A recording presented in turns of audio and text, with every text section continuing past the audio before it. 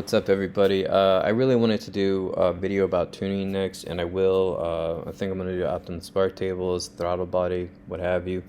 I'm probably also going to go over some of the, options for mode coding. I'm probably going to, maybe reach out to someone, do a video on that. Again, I don't like this channel to be political in nature unless it affects car enthusiasts. And there is a bill right now or a part of a bill that does have that impact.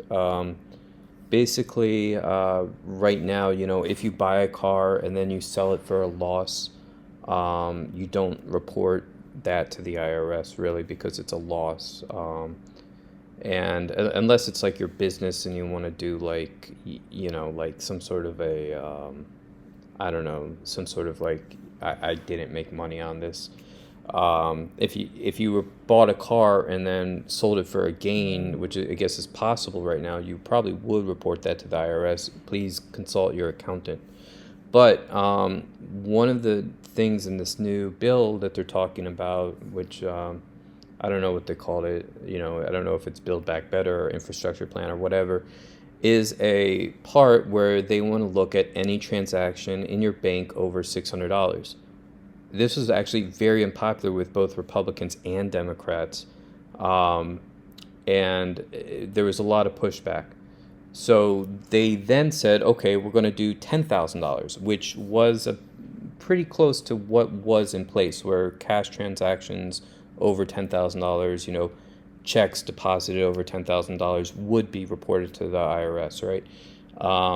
And a lot of people don't really love that either, but that's what they said, and it sounded palatable. But it came out last night that they're talking about $10,000 annually. So if you have a bank account and have activity over $10,000 annually, the IRS can look at everything in your bank account. And what that means is that they're going to take everything that you've done and put it through like a computer. So these are the types of scrutiny that used to be reserved for people who looked like they were breaking the law, who may have been under an audit. This is sort of like an unreasonable search and seizure. I'm not an attorney, but I would guess that this would fall under that, this might be against the rights of privacy that Americans are granted and potentially an unreasonable search and seizure. Now, I don't want to make any enemies here with the IRS or whatever, but this is something that even a lot of supporters of the IRS don't like. So, my mom is a huge Democrat. She does feel like their IRS needs more money and does need to enforce more audits and what have you. Things that, I may not agree with. But just to give you an example, like this one, my mom, I love her, one of the best people in the world. There's no way she would vote for like any Republican, all right?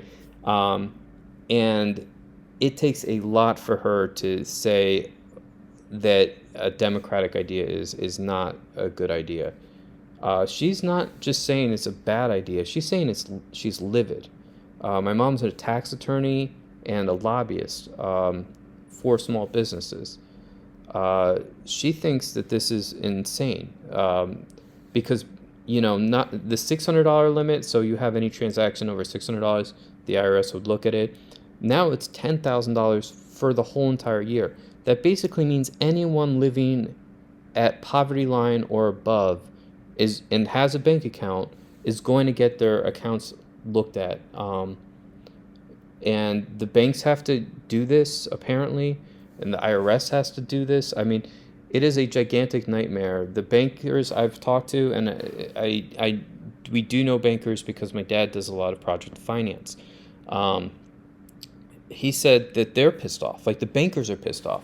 So you have one group of one group of people who are like IRS, supporters, Democratic supporters. They hate this bill. They think it's the most ridiculous thing ever. Like my mom is livid about this.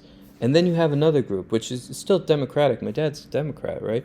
And he also is livid about this from a banking perspective.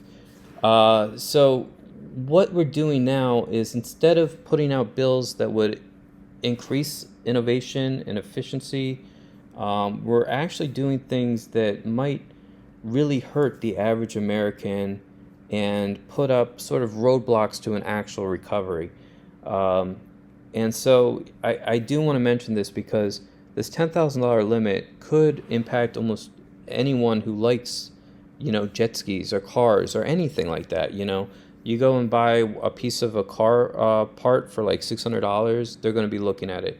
You spend more than $10,000 a year in any bank account, you're going to be looked at. This isn't a month, this isn't one transaction, this is annually. So I just sort of wanted to put that out there. I don't know what the call to action is right now. I guess I'll put something up down below. I would guess you should reach out to your senator or congressperson and say, we really don't want this. We don't really understand who it's benefiting.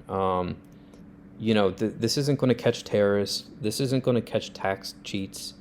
This is such a wide dragnet that, like, this would be like catching every single fish when you're looking for a shark. Like, you know what I mean? Like, would just be horrible to the environment. Like, imagine throwing out like a net and just dragging up everything when you're trying to get a shark, right? Like, think about all like the little fish that this is going to kill, like, and how the environment will be damaged. If we're going to do that sort of a metaphor. But yeah, I just wanted to put that out there. Everyone I've talked to really does not like this bill, which is very interesting because this bill might actually do something, which is unite the country, left and right.